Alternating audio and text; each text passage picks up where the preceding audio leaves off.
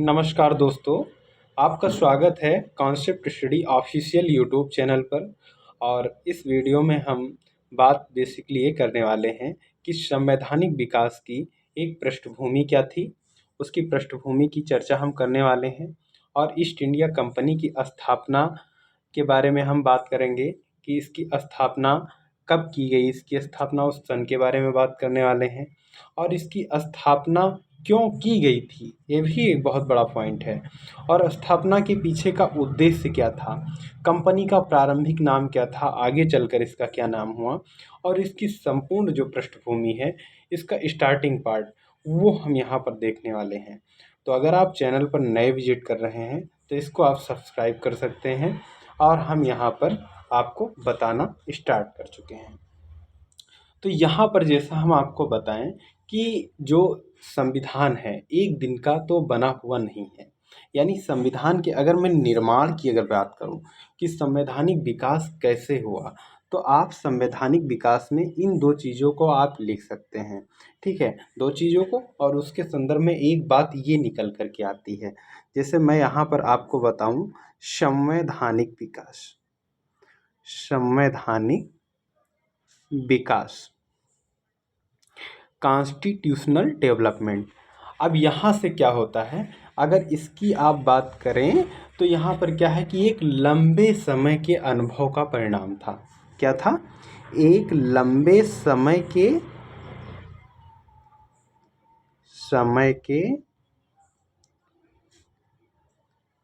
अनुभव का परिणाम था। ओके, अनुभव का परिणाम था।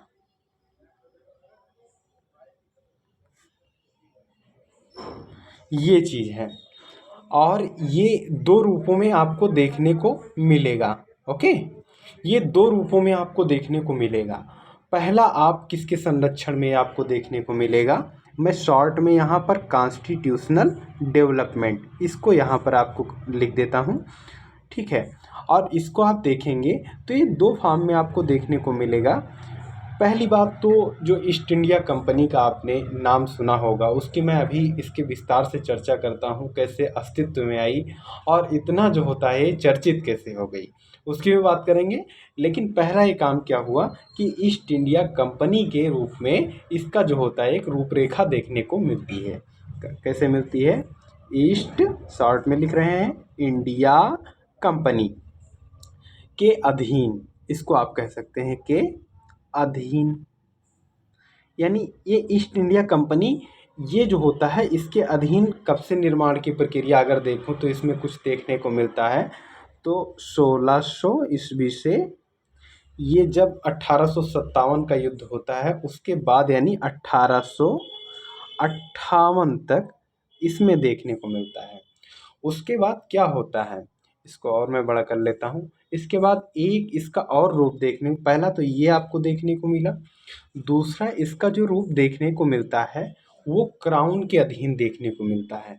क्राउन बोले तो इंग्लैंड के जो थे, ब्रिटेन के राजा और रानी, ठीक है, यानी क्राउन के अधीन देखने को मिलता है, क्राउन के अधीन देखने को मिलता है। अच्छी, इसकी जो होता है अगर मैं आपको बताऊं, क्राउन के अधीन इसकी अगर मैं बात बताऊं तो 1858 तक ये है। तो यहीं से स्टार्ट हो जाता है 1858 से जब तक का देश जो आज़ाद हुआ था, यानी 1947। ओके, यहाँ तक इसको देखने को आपको यहाँ पर मिलेगा। ठीक है, तो यहाँ पर आप देख सकते हैं कि इन दो रूपों में ये देखने को मिलता है। अब मैं इसके स्थापना की बात कर लेता हूँ कि जो ईस्ट इंडिया कंपनी है, इसके स्थापना के पीछे जो पूरा का पूरा बैकग्राउंड है उसको देखते हैं। और फिर क्योंकि दो रूपों में फला फूला, तो इसलिए हमको एक इसका जो देखने को मिलता है ईस्ट इंडिया कंपनी, उसको हम यहाँ पर विस्तार से इसकी चर्चा करते हैं। ठीक है, ईस्ट इंडिया कंपनी। अब देखो, मैं आपको बताऊं, ईस्ट इंडिया कोई भी चीज़ है वो बनी कैसे, वो अस्तित्व में कैसे आई, उसके बारे में जानना बहुत ज़रूरी, क्योंकि यहाँ से एग्जाम में क्वेश्चन भी बनते हैं और जानना भी आवश्यक है। तो 1599 की बात कर रहा हूँ कि उस समय क्या हुआ कि इंग्लैंड में, ठीक है, इंग्लैंड में क्या हुआ कि कंपनी की एक स्थापना करने का प्रयास किया गया। भाई कुछ लोगों ने ये मन बनाया, क्योंकि 1498 में भारत के जो होता है समुद्री मार्ग की खोज हो जाती है, और यहाँ पर जो होता है आपको वास्को डी गामा जो होता है आ जाता है। ठीक है, निकला तो पहले कोलंबस था, लेकिन यहाँ पर कौन जाता है, वास्को डी गामा आ जाता है। ठीक है, तो यहाँ पर भारत के समुद्री मार्गों की खोज हो जाती है। फिर यहाँ से क्या होता है, 1599 के आसपास की बात मैं कर रहा हूँ, क्योंकि यहाँ फिर वो कंपनी की पूरी रूपरेखा होती है, क्योंकि यहाँ पर व्यापार वो काफ़ी उनको जो होता प्रॉफिट में लग रहा था, जो भी देशों के यहाँ पर व्यापार चल रहे। तो इंग्लैंड में विचार किया गया कि 1599 के आसपास एक कंपनी की स्थापना करने का प्रयास किया गया। इसको आप कह सकते हैं कंपनी की स्थापना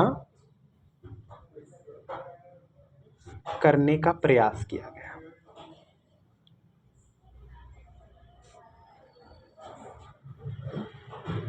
ठीक है, प्रयास किया गया। ठीक, तो इसको आप देखें, और ये जो होता है फिर इसका अस्तित्व में एक कब आई, इसकी मैं बात कर लूँ तो एक डेट है 31 दिसंबर सन 1600 ईस्वी में।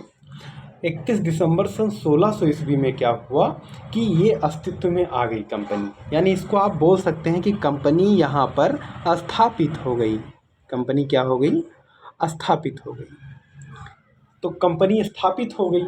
अब क्या हुआ कि इसके पीछे भी क्या होता है कि किन लोगों का हाथ था, ठीक, उसको भी हम देखते हैं। तो वहाँ पर भी क्या होती है, राजा और रानी का शासन चल रहा था, यानी क्राउन का शासन था।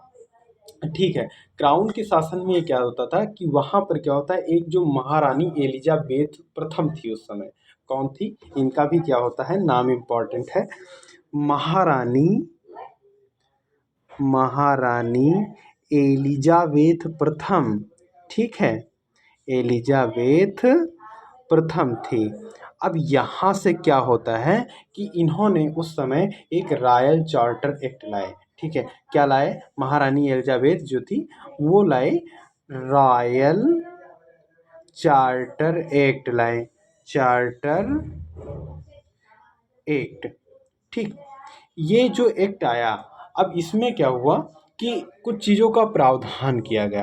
कुछ चीज़ों का प्रावधान क्या किया गया इसमें, उसको भी हम समझ लेते हैं। इसमें बोला क्या गया इस रॉयल चार्टर एक्ट में कि भारत यानी इंडिया, उस समय जो भारत बोला, अब भारत और प्लस जो भी पूरब के देश थे उनसे 15 वर्षों के लिए, यानी 15 वर्षों के लिए मोनोपोली की इसमें बात की गई। 15 वर्षों के लिए बात की गई कि आप भारत से व्यापार करेंगी, कंपनी को बोला गया, प्लस जो ईस्ट के कंट्री थे, ईस्ट के कंट्री यानी हम सब लोग उनके रेफरेंस में ईस्ट में ही आते हैं। ठीक है, यानी ईस्ट में ही आते हैं।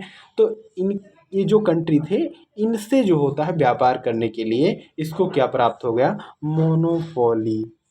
मोनोपोली मोनोपोली का मतलब ये होता है कि एकाधिकार, यानी आपके सिवा यहाँ पर जो होता है कोई आपका कंपटीटर नहीं है, आप ही का अधिकार होगा। ठीक है, इसको क्या बोलते हैं, एकाधिकार।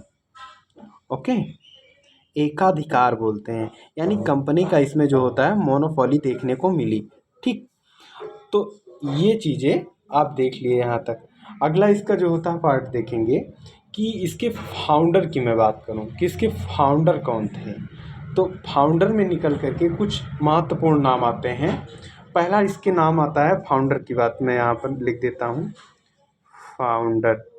ठीक है, इसको हिंदी में बोलते हैं संस्थापक। क्या बोलते हैं, संस्थापक। अब इसमें क्या है कि दो लोगों का नाम निकल कर के आता है। पहला जो नाम निकल कर के आता है वो नाम है जॉन हॉट्स, यानी जॉन हॉट्स। और दूसरा निकल कर के इसमें आता है नाम जॉर्ज व्हाइट।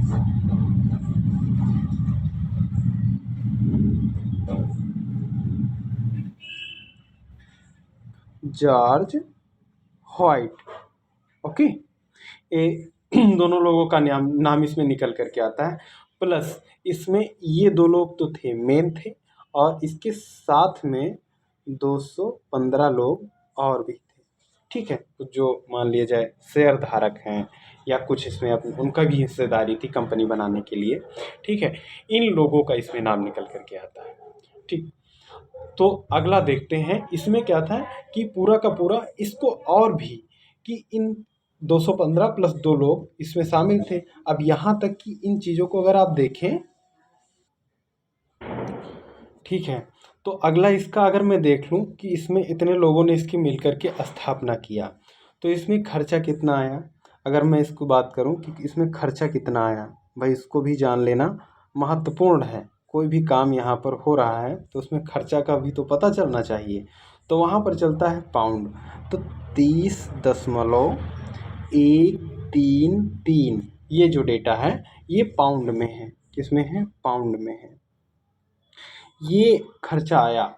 यानी अगर मैं इंडियन करेंसी में अगर इसकी बात करूं तो उस समय 40 लाख रुपए के आसपास का खर्चा आया था। ठीक है, ठीक है, इतना ज़्यादा इसमें आया खर्चा। और इसके कार्य क्या दिए गए कि भाई तुम्हारा इतना ज़्यादा खर्चा भी इसमें लग गया और कंपनी भी बन गई। ठीक, तो इसको कार्य क्या दिए गए हैं, भाई आप समझ सकते हैं कार्य में क्या क्या हो सकता है कि वास्को डिगामा आया, वो मसाले ले गया और बहुत सारी चीज़ें, लेकिन इसके कार्यों में शामिल किया गया कि आप क्या क्या व्यापार करेंगे। ठीक है, तो ट्रेड में आया कि आप कौन कौन सी चीज़ों का ट्रेड करेंगे। ठीक है, तो ट्रेड में ये चीज़ें आई कि पहला आया अफीम, अफीम की खेती, और जो होता है वहाँ से जो होती है वहाँ से व्यापार आपको करना है, यानी मसाले। ठीक है, अफीम तो देखने को भी बहुत सारी बुकों में नहीं मिलता है, लेकिन अफीम और मसाले मेजर यहाँ पर पार्ट है। और नील भी देखने को मिलता है। ठीक है, जिसको आप देखते हैं आगे चलकर बहुत सारे विद्रोह होते हैं, बहुत सारे इन पर जो होता है संघर्ष होते हैं।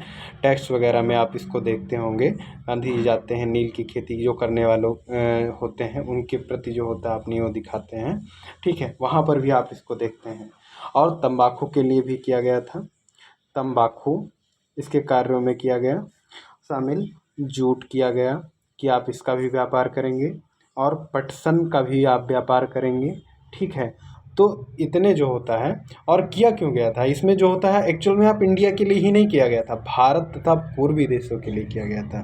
ठीक है, तो अगर मैं इसके नाम की बात कर लूँ, यहाँ पर ये चीज़ें कंफर्म हो जाती हैं कि कंपनी का वास्तविक में नाम क्या था और इसको प्यार से क्या नाम बोला जाता है। जैसे हम सभी लोग भी होते हैं और भी बहुत सारे लोग होते हैं, इनको प्यार से चुन्नू मुन्नू या ऐसे भी नाम बुलाया जाता है।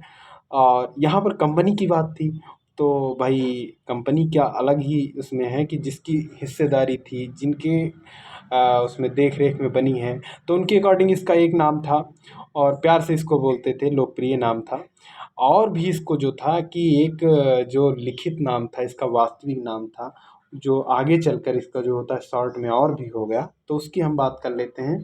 पहले क्या था इसका नाम की अगर मैं बात करूँ यहाँ पर, तो इसको आप मैं मान लूँ उपनाम इसका आप बोल सकते हैं, जैसे कि जॉन कंपनी कहते थे। क्या कहते थे? John company. ठीक है, ये कहते थे। और इसका जो वास्तविक नाम था इसको आप उपनाम बोल सकते हैं, उपनाम। ओके, इसको हटा दें, उपनाम इसको बोल सकते हैं। ओके, तो यहाँ पर क्या है, और इसके वास्तविक नाम की अगर मैं बात कर लूँ, इसका वास्तविक नाम क्या था?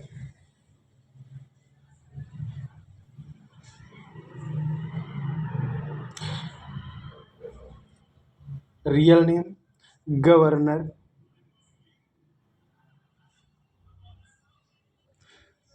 एंड कंपनी एंड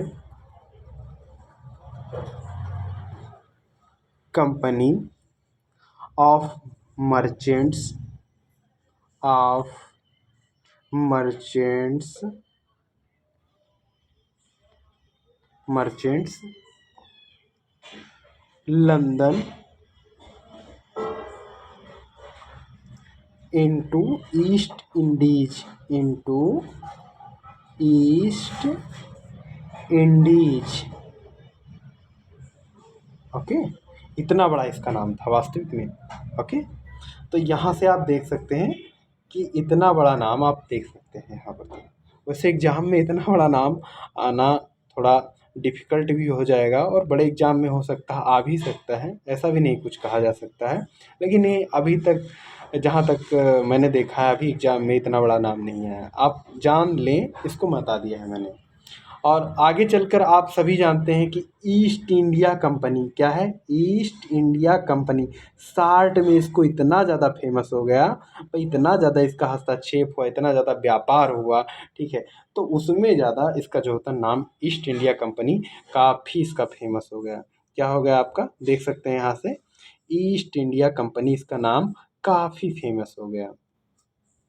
तो अगर मैं इसको और आगे बात कर लूँ इसकी स्ट्रक्चर की, कि इसका पूरा का पूरा इसका बनावट क्या था, और पूरा का इसका जो होता है स्ट्रक्चर कौन था, किसमें कितने लोगों की हिस्सेदारी कितनी थी, तो इसको अगर यहाँ पर करेंगे तो लंबा वीडियो हो जाएगा।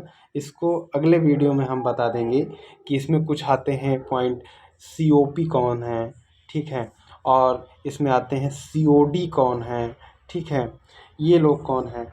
तो इन सभी लोगों को हम यहाँ पर बताएंगे कि ये जो भी इसमें लोग थे कौन थे, आखिर इनका जो होता है हस्तक्षेप क्या था, और इनकी जो होती है वहाँ पर कितना ज़्यादा इनको पावर दी गई थी, और कौन से लोग कंपनी का डिसीजन लेते थे, और कहाँ पर वो लोग बैठते थे डिसीजन लेने वाले, इंडिया में थे कि वहाँ पर ब्रिटेन में बैठते थे, और किसकी कितने हिस्सेदारी थी। यानी हम आपको पार्टनरशिप की भी बात बताएंगे, यहाँ पर कितनी इसमें पार्टनरशिप है।